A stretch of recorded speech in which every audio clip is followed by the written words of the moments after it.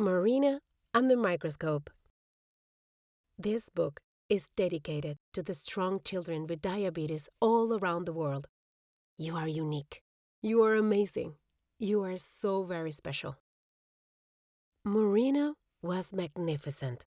She looked at life like it was a puzzle.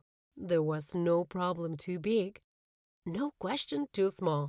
She was an inventor who loved to make things with her trusty assistant, Oliver. When she got restless, she made a hovercraft. When she was bored, she built a video game.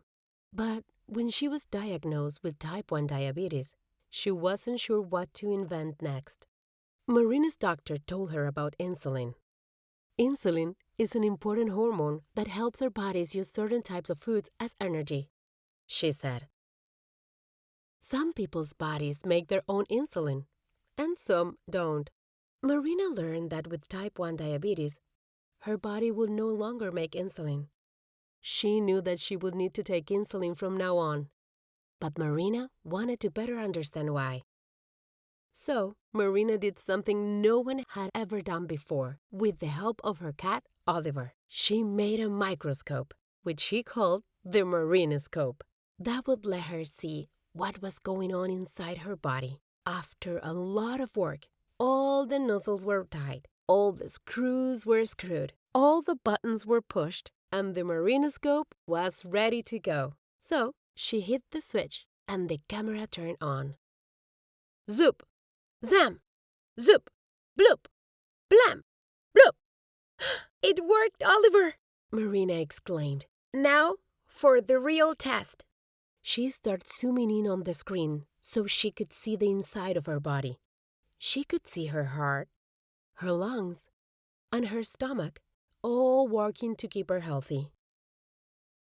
She aimed the camera at her small intestine and zoomed in on her pancreas, the place where insulin is made. When she looked at her pancreas, it seemed like the insulin-producing cells weren't working. Looks like no one is home. The doctor was right.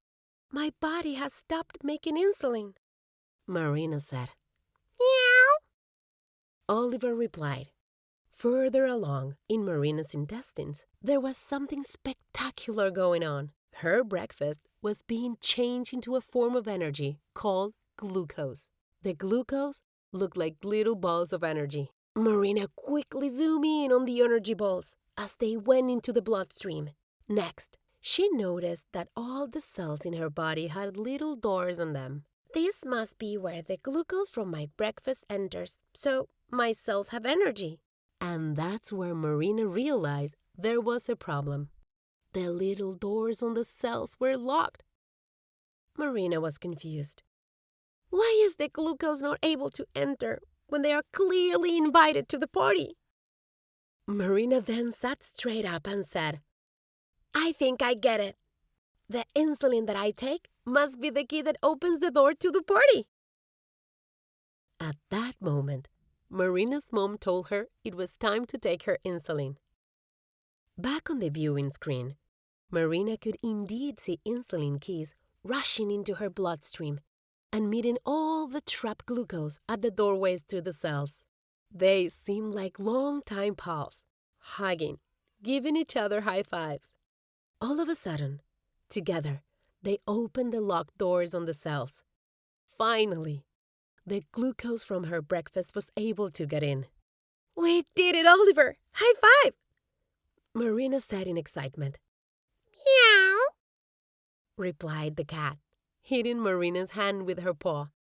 But how will we know when I need insulin?